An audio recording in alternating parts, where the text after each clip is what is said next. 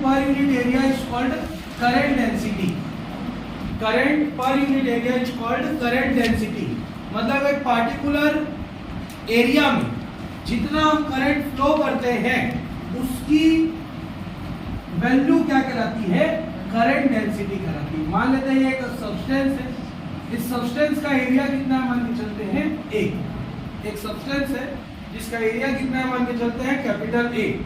इस ए एरिया वाले ऑब्जेक्ट में जब हम क्या पास आउट करते हैं? करंट। क्या पास आउट करते हैं? करंट पास आउट करते हैं। इसमें ए एरिया वाले ऑब्जेक्ट में कितना करंट फ्लो करते हैं? I current. तो आई अपॉन ए उसकी क्या को बताता है? डेंसिटी। इसको बताता है डेंसिटी। तो अपन क्या लिखे थे डेफिनेशन? करंट फ्लोइंग पर यूनिट एरिया किसी ऑब्जेक्ट के पर्टिकुलर एरिया में जितना क्या फ्लो किया जाता है? करंट फ्लो किया जाता है, वो उसकी क्या कहलाती है? डेंसिटी कहलाती है। इसका यूनिट क्या पड़ेगा? एम्पियर। इसका यूनिट क्या पड़ता है? Metre square. तो इसका यूनिट क्या हो गया? Ampere per metre square. एक लाइन और इसमें लिखवाया हुआ था, क्या लिखवाया होता है? इट इज क्यों वेक्टर क्वांटिटी? क्योंकि करंट का डायरेक्शन होता है, मैग्नीट्यूड भी होता है, और इसका भी डायरेक्शन होता है एरिया का, इसलिए कौन सी क्वांटिटी हो जाती है? Vector quantity. इसी टॉपिक में आगे हम लोगों को पढ़ना था कंडक्टर, इंसुलेटर, सेमीकंडक्टर। तो ठीक है, रेजिस्टेंस लिख लियो हो, उसके आगे इन तीन टॉपिक को लिखेंगे एक साथ, इतना अलग अलग लिखना कि किसी भी सब्सटेंस को करंट के बेसिस पे, किसके बेसिस पे? करंट के बेसिस पे तीन पार्ट में डिवाइड किया गया है। कितने पार्ट में डिवाइड किया गया है? तीन पार्ट में डिवाइड किया गया है, 3 पार्ट्स में डिवाइड किया गया है, कंडक्टर, इंसुलेटर और सेमीकंडक्टर। कंडक्टर क्या होता है? एक ऐसा substance which allows current to pass through them। मतलब एक ऐसा सब्सटेंस जो अपने आप में से करंट को पास होने देता है, अपने आप में से करंट को फ्लो होने देता है, वो क्या कहलाता है?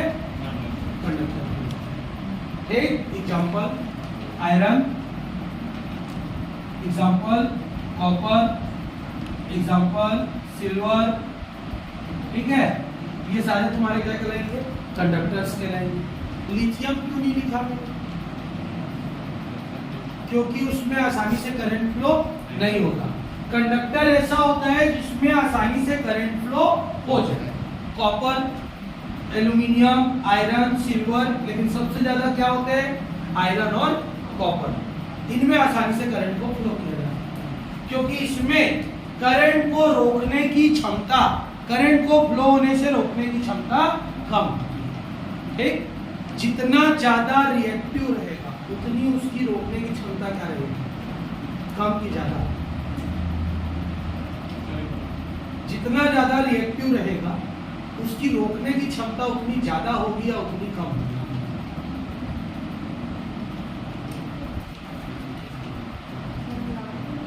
चुपके चुपके नहीं बोल रहे हैं, थोड़ा जोर से बोल रहे हैं।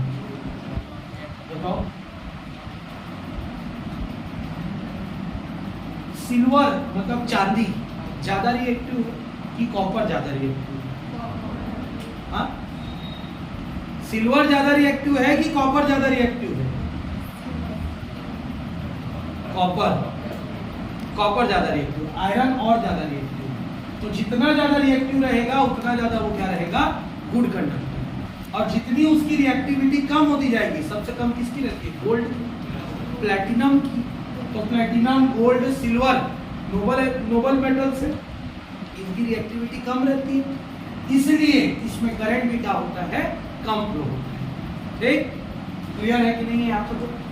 अगर हम लोग बोले इंसुलेटर, इंसुलेटर क्या होगा? एक ऐसा substance which do not allows current to pass through them। मतलब अगर हम करंट को फ्लो कर रहे हैं तो अपने में से पास होने नहीं देगा, वो तुम्हारा क्या कहलाता है? इंसुलेटर। जैसे वुड, प्लास्टिक, ग्लास, पेपर। अब बोलना सर उसी तो पढ़ रहे थे सब, तो मैंने क्लियर बोला था करंट के या इलेक्ट्रिसिटी के इफेक्ट को शो करता है, अपने आप में से करंट को पास होने नहीं देता है। उसी मैं बता चुका हूँ। अभी दोनों में हम लोग वही एग्जाम्पल पढ़ रहे हैं, लेकिन इसका एग्जाम्पल क्यों पढ़ रहे हैं? क्योंकि अगर तुम लकड़ी लोगे और उसमें तार को घुसा दोगे और बटन को चालू भी कर दोगे तो तुमको झटका नहीं मारता है, क्योंकि वो करंट को अंदर जाने नहीं देता। It is bad conductor. But अगर इलेक्ट्रिक फील्ड बन रहा है तो रोकता भी नहीं है। प्रैक्टिकल करते हैं ना, नीचे मैग्नेट या इलेक्ट्रिक का कॉइल लगा देते हैं और ऊपर में अगर तुम कागज को रख दोगे या प्लास्टिक को रख दोगे, उसके ऊपर में चुंबक को चिपकाने की कोशिश करोगे, चिपक जाता है वो। तो इफेक्ट को वो शो करता है, लेकिन अपने में से पास होने नहीं देता। तीसरा आता है सेमीकंडक्टर। सेमीकंडक्टर क्या होता है? नॉर्मल टेम्परेचर और प्रेशर में, नॉर्मल टेम्परेचर एंड प्रेशर में वो बैड कंडक्टर होते हैं। बैड कंडक्टर मतलब क्या होते हैं? इंसुलेटर होते हैं। क्या होते हैं? इंसुलेटर होते हैं। लेकिन जब हम लोग टेम्परेचर को इंक्रीज करते हैं, क्या करते हैं? टेम्परेचर को इंक्रीज करते हैं या फिर इंप्यूरिटीज मिला देते हैं। क्या मिला देते हैं? इंप्यूरिटीज मिला देते हैं। तो इंप्यूरिटीज मिक्स करने पर वो किसकी तरह बिहेव करना स्टार्ट कर देते हैं? कंडक्टर की तरह बिहेव करना स्टार्ट कर देते हैं। तो उस ऑब्जेक्ट को क्या बोला जाता है? सेमीकंडक्टर। क्या? नॉर्मल टेम्परेचर और प्रेशर सामान्य, अगर तुमको एक ऑब्जेक्ट पकड़ा दिया जाए और उसमें से करंट पास करने के लिए बोला जाए तो करंट पास नहीं होगा। करंट पास नहीं हुआ, लेकिन जैसे ही उसमें इंप्यूरिटीज मिला दी या उसके टेम्परेचर को क्या कर दिए? इंक्रीज कर दिए और फिर उससे करंट को पास करेंगे तो उससे पास हो गया।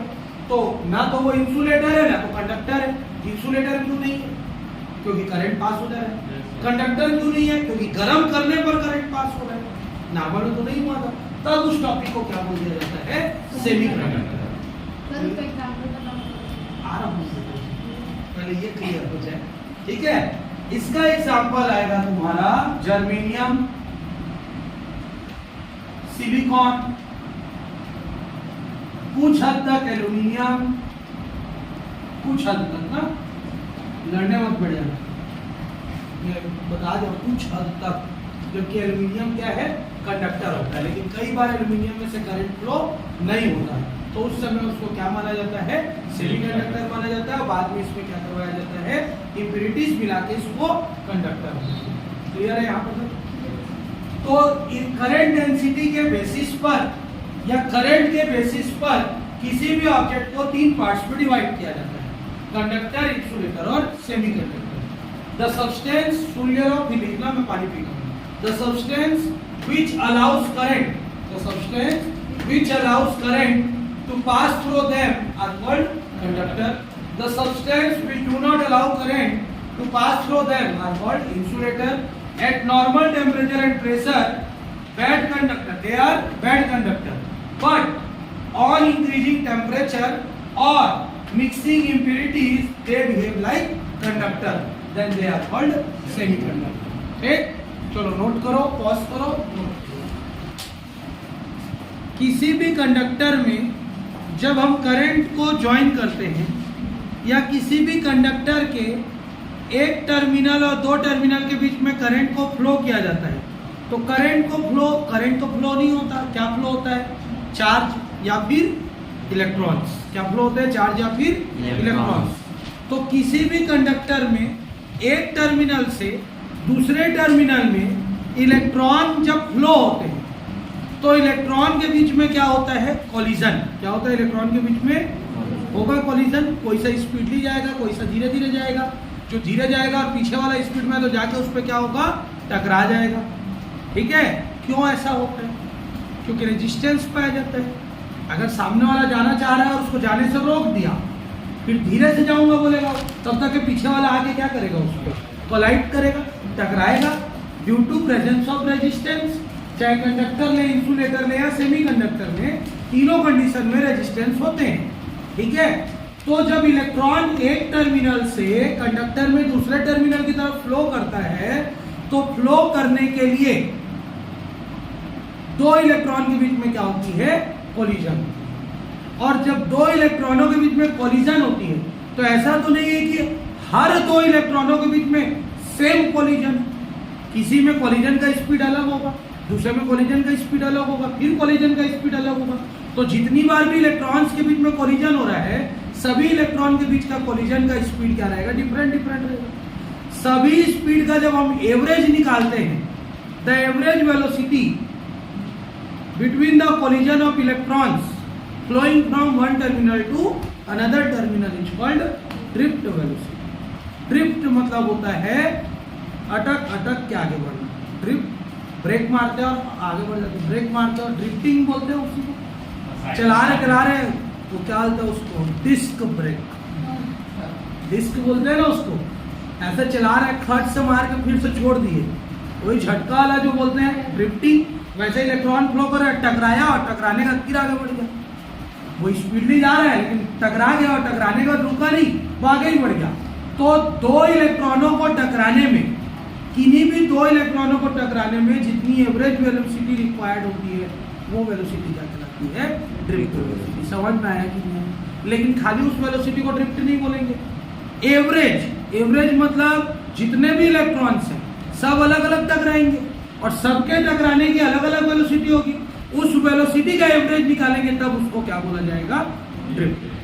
और किसी भी कंडक्टर में ड्रिफ्ट वेलोसिटी की वैल्यू 10⁻⁻6 मीटर पर सेकंड होती है. 10⁻⁻6 मीटर पर सेकंड मतलब इतने समय में दो इलेक्ट्रॉन एवरेज अपना टक्कर कर देते हैं. ये माना गया है, प्रैक्टिकली प्रूव किया गया है कि किसी भी दो इलेक्ट्रॉन को आपस में टकराने के लिए एवरेज कितनी वेलोसिटी की आवश्यकता होती है, 10⁻⁻6 मीटर पर सेकंड. क्लियर है कि नहीं? समझ में आया यहां तक? देखो, the average velocity required, the average velocity required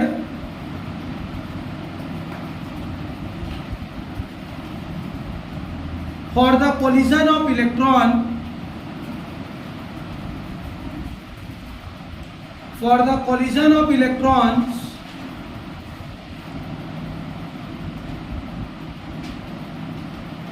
takes place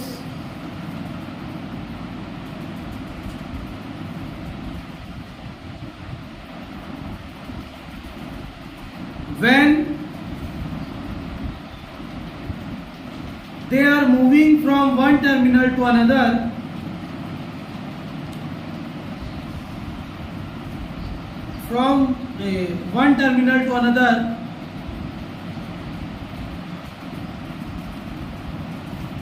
inside any conductor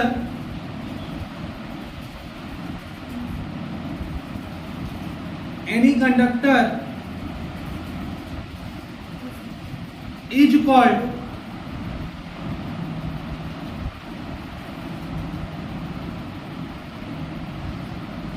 क्या, drift velocity.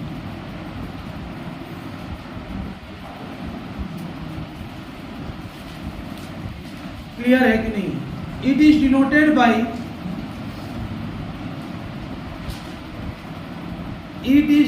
By small v, उसके नीचे स्मॉल d. कैसे लिखेंगे? स्मॉल v, उसके नीचे small d. It is denoted by vd.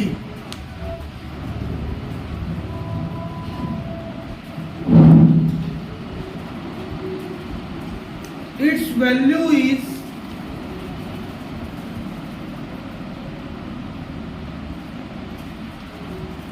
10⁻⁻6. Its value is 10⁻⁻6 metre पर second, क्योंकि velocity को तो मीटर पर सेकंड से ही नापते हैं. क्लियर है? समझ में आ गया?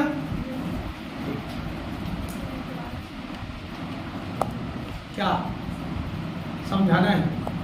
अगर कोई सा भी कंडक्टर लेते हैं और उस कंडक्टर में एक टर्मिनल से दूसरे टर्मिनल में जब इलेक्ट्रॉन फ्लो करता है तो फ्लो करने पे इलेक्ट्रॉन्स के बीच में क्या होता है, कोलिजन होता है.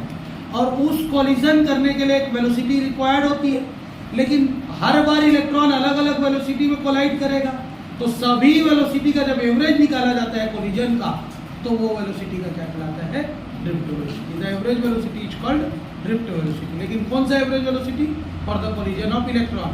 कब होता है? कंडक्टर में होता है. क्यों होता है? क्योंकि एक टर्मिनल से इलेक्ट्रॉन किसकी तरफ मूव करता है, दूसरे टर्मिनल की तरफ मूव करता है. ठीक. अगला हेडिंग को relaxation time. Relaxation time, RELAXATION, relaxation time.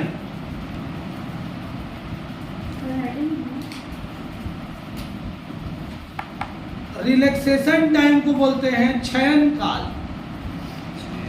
मतलब किसी भी इलेक्ट्रॉन को दूसरे इलेक्ट्रॉन के साथ टकराने में और टकरा के अलग होने में जितना समय लगता है वो क्या कहलाता है?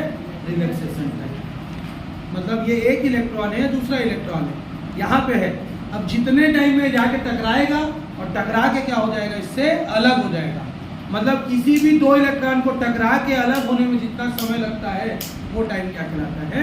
Relaxation time. और relaxation timing is always change. कोई सा इलेक्ट्रॉन पास में है तो अलग रहेगा, इतना दूर में है तो अलग रहेगा, और दूर में है तो और अलग रहेगा। क्लियर हो गया? तो इसमें एवरेज नहीं निकलता है। रिलैक्सेशन टाइम हर कोलिजन के लिए अलग अलग निकलेगा क्योंकि डिस्टेंस अलग अलग हो जाएगा। लिखो, the time taken by electrons, the time taken by electrons for collision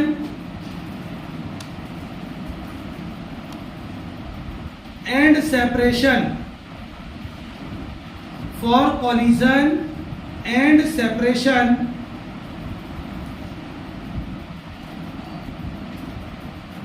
is called relaxation time, is called relaxation time।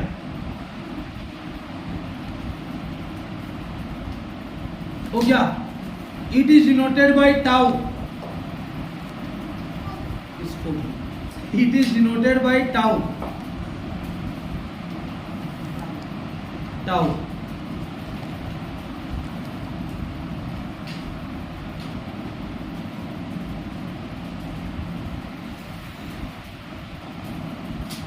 Clear है यहाँ तक? कोई डाउट? चलो नेक्स्ट हेडिंग दो। अब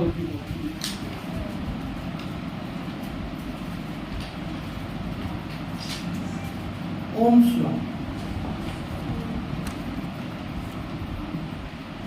Ohm's law, OHM apostrophe S law, LAW। It was given by Sir George Simon Ohm। It was given by Sir George Simon Ohm in 1827-28। In 1827-28 exact year इसका नहीं बताया गया है। तो ओम्स लॉ को सबसे पहले किसने दिया था? सबसे पहले नहीं बोलना चाहिए, एक ही जन ने दिया था, एक ही बार दिया था। तो ओम्स लॉ को किसने दिया था? Sir George Simon Ohm name scientist ने। कब दिया था? 1827-28 में। ठीक है? According to this law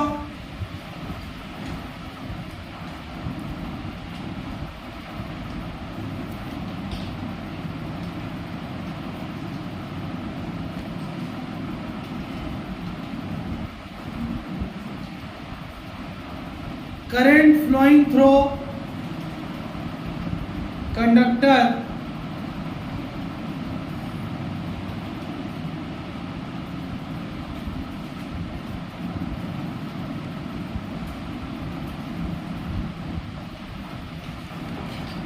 is directly proportional to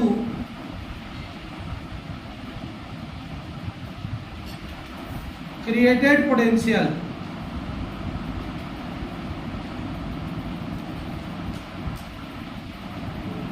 is directly proportional to created potential,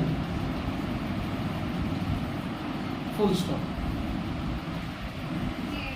potential. अब ओम नेम साइंटिस्ट ने एक एक्सपेरिमेंट किया। उस एक्सपेरिमेंट में उन्होंने क्या किया? एक रिलेशनशिप इस्टेब्लिश किया। किसके किसके बीच में? पोटेंशियल और करंट के बीच में।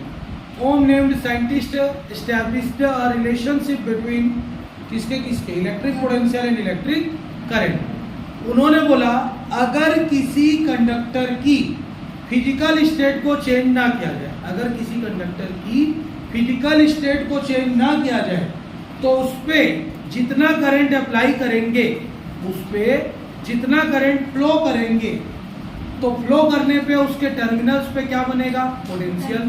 क्या बनेगा, पोटेंशियल। तो क्रिएटेड जो पोटेंशियल होगा वो किस पे डिपेंड करेगा, उस पे applied current.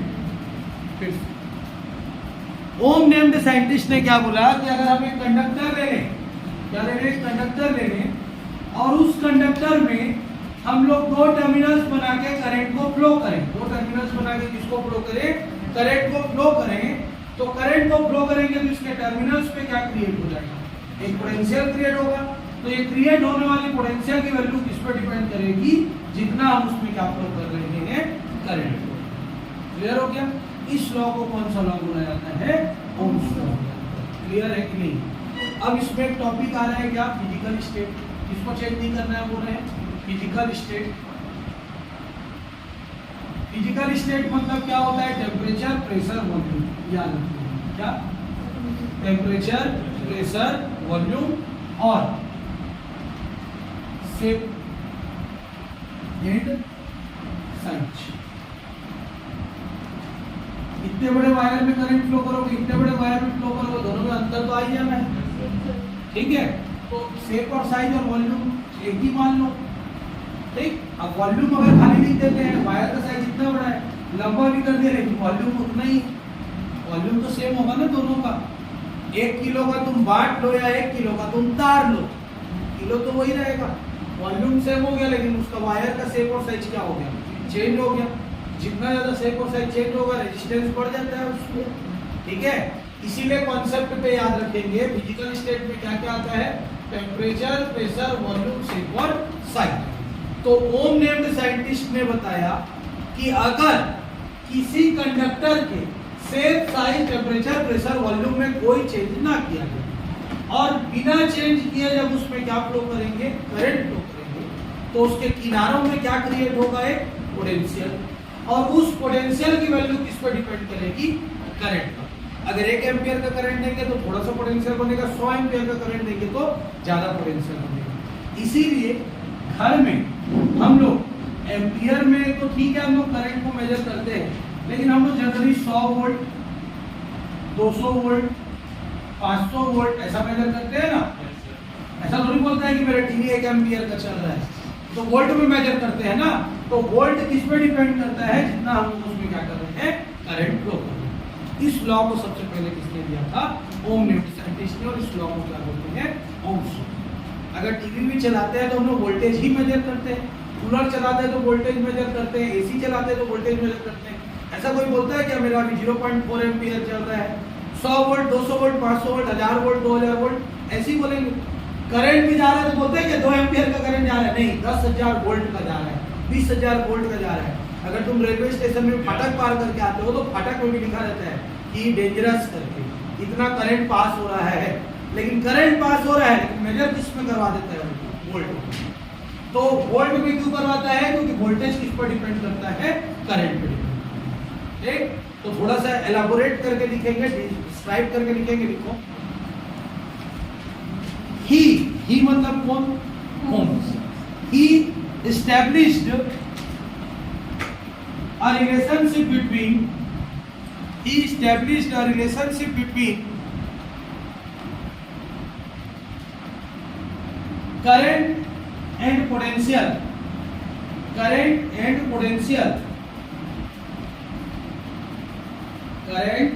potential, full stop, paragraph change. If the physical state of any conductor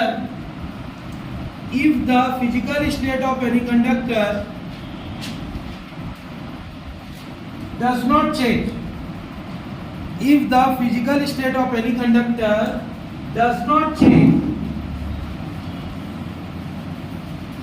then the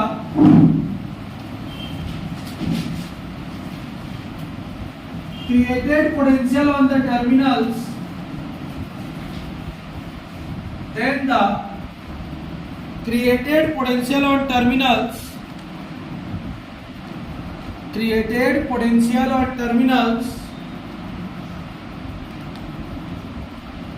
is directly proportional to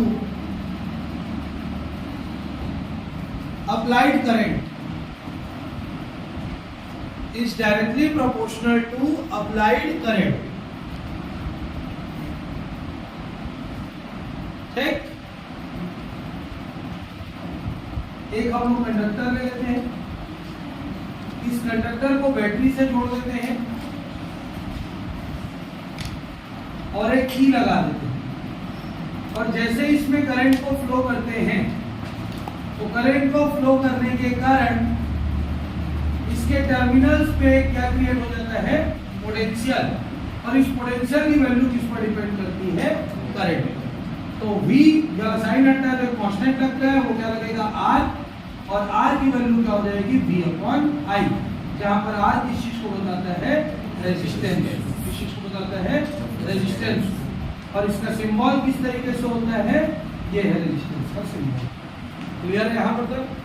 इसका यूनिट क्या होता है, R = V/I, खोजा कौन था, ओम, इसलिए इसका यूनिट होता है ओम। सिंबल कैसे बनाते हैं ओम का, क्लियर है? ओम का सिंबल कैसे बनता है, ये उसका सिंबल है, खोज किसने किया था, ओम न्यूटन साइंटिस्ट। ठीक, क्लियर है यहाँ पर तक?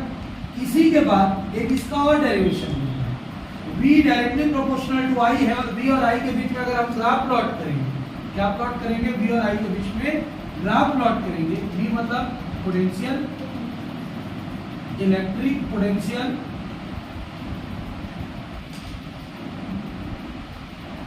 और इलेक्ट्रिक करंट,